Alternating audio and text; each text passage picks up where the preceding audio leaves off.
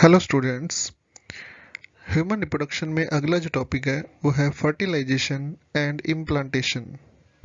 यानी एक ऐसी प्रोसेस जिसके अंदर हम देखें कि गैमीट्स आपस में फ्यूज होते हैं और फ्यूज होने के बाद ये यूट्रस में इम्प्लांट होगा। यानी इसमें देखें तो event of fertilisation, early embryonic development and implantation, later embryonic fetal development and hormonal change during pregnancy. सबसे पहले बात करते हैं फर्टिलाइजेशन की। Fertilisation usually take place in the uterine tube. यानी हम बात करें यूटेराइन ट्यूब कौन सी, जो फैलोवियन ट्यूब है। Sperm must be introduce into the female reproductive track within 5 days before the ovulation. Next, sperm are viable for 5 days. ये यहाँ पर 5 दिन तक रह सकते हैं। Secondary oocyte viable for 12 to 24 hour. यानी एक oocyte जो है 12 से 24 घंटे तक। sperm initially incapable of fertilization require capsitation, meaning the tail of sperm move faster causing the plasma membrane to alter। यानी यहाँ पर जैसे ही फ्यूजन के लिए कैपेबिलिटी होती है वो क्या है, कैप्सिटेशन। अपन कह सकते हैं कि फर्टिलाइजेशन के लिए स्पर्म स्टार्टिंग में कैपेबल हो जाते हैं और वो इतना मूव फास्ट करते हैं कि वहाँ जाकर फ्यूज़न के लिए कैपेबल हो जाते हैं। हम देखें यहाँ पर कि ल्यूमन जो है उसमें बहुत सारे स्पर्म जो है वो एक साथ यहाँ पर एंट्री करेंगे और इसी तरीके से हम देखते हैं यहाँ पर फैलोपियन ट्यूब के अंदर एग जो है वो रिलीज होता है और एग रिलीज होकर एंट्री करता है फैलोपियन ट्यूब में। तो आप देख सकते हैं यहाँ पर स्पर्म जो है वो एंट्री कर रहा है और स्पर्म जो है एंट्री करते हुए कहाँ पहुँचता है, फैलोपियन ट्यूब तक। किस रास्ते से, ये रास्ता कौन सा है, ये सर्विक्स से होते हुए यूट्रस यानी यूटेराइन ट्यूब के अंदर। तो यूटेराइन ट्यूब के अंदर एंट्री होती है और एंट्री होने के बाद वो फ्यूज़न के लिए तैयार होता है। तो हम देख सकते हैं यहाँ पर जो ओवरी प्रेजेंट है, ओवरी से जो निकला हुआ एग है उसके ऊपर स्पर्म आकर फ्यूज़न के लिए तैयार होते हैं। स्पर्म जो है वो अपन कह सकते हैं कि नंबर में बहुत सारे होते हैं, तो ये एक साथ उसमें पेनिट्रेशन के लिए जाते हैं, लेकिन उनमें से एक जो होता है वही यहाँ पर फ्यूज़न करता है।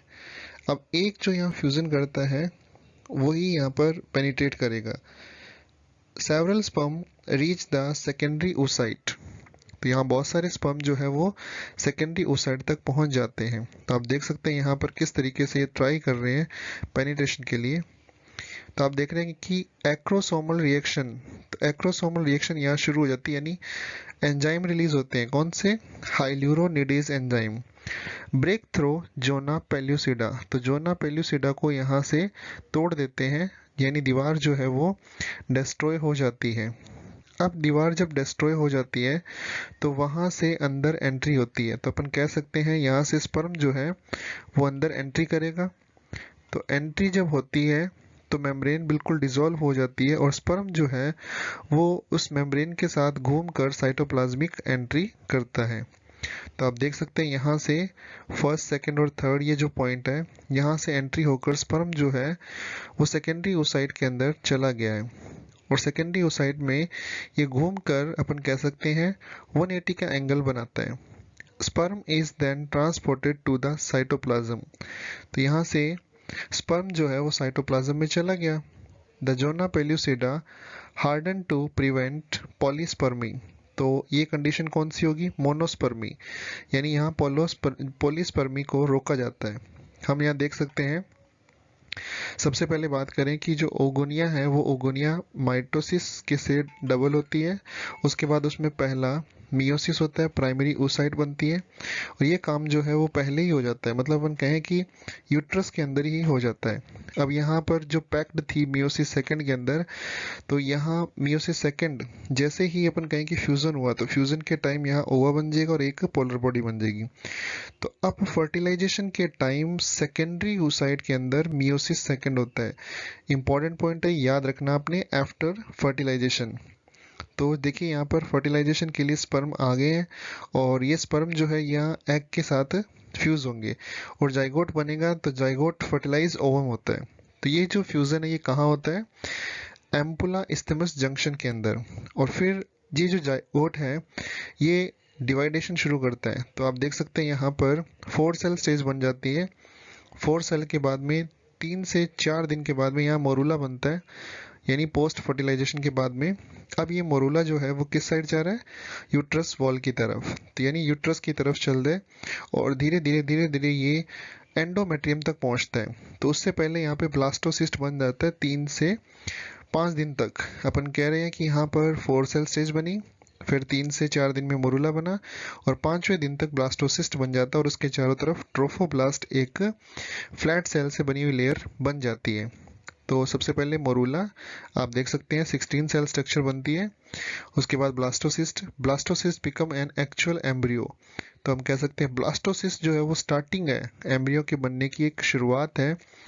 Cell begin to differentiate at this stage. Important point है, यहाँ पर सेल्स जो है वो डिफरेंशिएट होना शुरू हो जाती है और यहाँ एक छोटी सी कैविटी बनी है, उसके चारों तरफ ट्रोफोब्लास्ट लेयर बन जाती है। अब ये जो ब्लास्टोसिस्ट है ये आगे ट्रैवल करता हुआ कहाँ पहुंचेगा, ये एंडोमेट्रियम। तो इम्प्लांटेशन इन 6 डेज, बहुत ही इंपॉर्टेंट पॉइंट है, याद रखना आपने।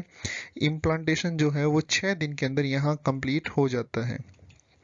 नेक्स्ट, अगर ये जो मोनोजाइगोट बना है, अगर इसका डिवाइडेशन होता है अलग अलग, मतलब अपन कह सकते हैं इससे 2 बने जाइगोट, तो यहाँ एम्ब्रियो फर्स्ट और एम्ब्रियो सेकंड बन सकता है। अगर 2 जाइगोट होते अलग अलग तो भी एम्ब्रियो फर्स्ट और सेकंड बनते, लेकिन यहाँ जाइगोट 2 थे। लेकिन अब जो कंडीशन है उसके अंदर जाइगोट 1 है, तो एक जाइगोट से 2 एम्ब्रियो बनना ट्विंस कहलाता है, जो दोनों एक दूसरे के बिल्कुल सिमिलर होते हैं। यानी हम कह सकते हैं ये जाइगोट बिल्कुल सेम होते हैं और जो 2 जाइगोट से बनते हैं वो एम्ब्रियो अलग अलग होते हैं।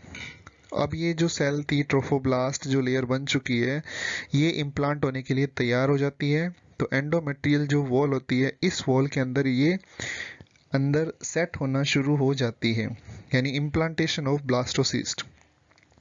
The endometrium swell increase the glycogen store.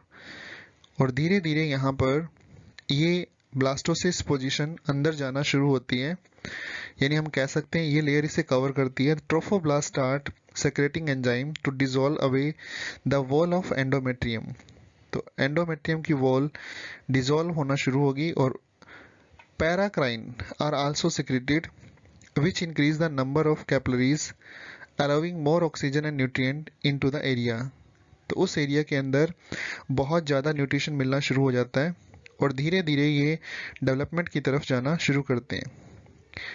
Late embryonic and fetal development, तो हम देख सकते हैं यहाँ पर 3 वीक के अंदर और 5 वीक के अंदर क्या पोजीशन बनती है, यानी हम कह सकते हैं एमनियन, एमनियोटिक फ्लूइड, कोरियन, ये सब चीज़ें डेवलप होना शुरू हो जाती हैं। हम देख सकते हैं यहाँ पर प्लेसेंटा भी डेवलप हो चुकी है। प्लेसेंटा जो है नेवल के साथ में जुड़ी रहती है जिससे बच्चे को न्यूट्रिशन मिलता है और 8 वीक के अंदर जो है आप देख सकते हैं बहुत अच्छी पोजीशन बच्चे की बन जाती है, यानी एक एम्ब्रियो जो है यहाँ डेवलप हो जाता है। तो ये है late embryonic and fertile development.